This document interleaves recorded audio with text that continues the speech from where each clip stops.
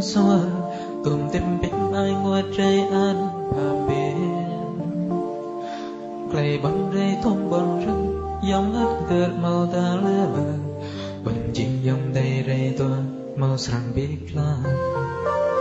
ra đây chân câu lâu đời viết cơ huế đưa ai thì giá cho lúc lên ác hồng gió nghìn đi đau phút ai thì câu lo biết thật cơ dòng lẽ về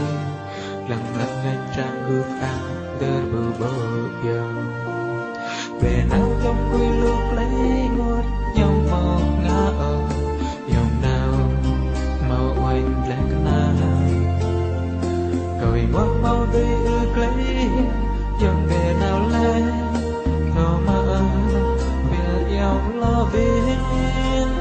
dòng nào tua học và nghe phát biểu ta lắng lắng lắng cực cực lệ cao ở dòng kinh kỳ xa biển bằng người dòng anh xoay prang là lại bạc một cây đất hay nàn tình là dòng tao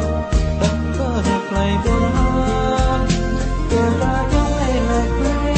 khăn chậm cho đôi một mình tình gần xin xóa ra ai biết là giờ bạc này chẳng bằng nước này một mình cơ nhau lẽ quê chẳng người xa hối lấy lòng tôi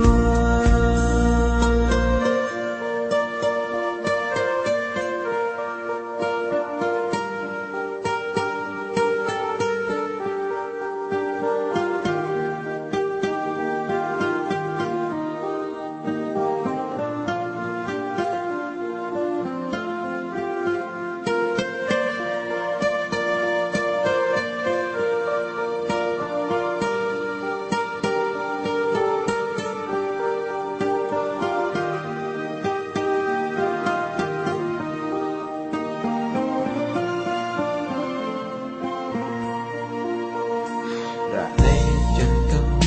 lâu đời viết cơ huế đưa ai thì giá theo lúc lên ác hồng gió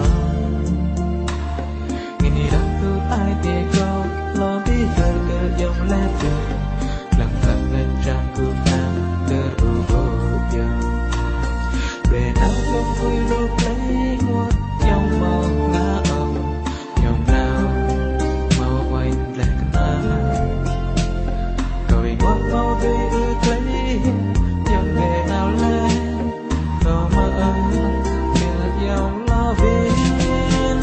dòng nó có học và nghe phát biểu ta lắng lắng là cực cực lệ cao ở dòng thứ gì xa biển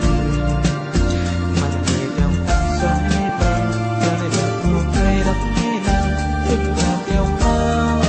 đất có được lại buồn hơn giờ ta nhớ ngày là quê không chậm cho đôi một mình tình yêu xin xóa ra ai biết là lời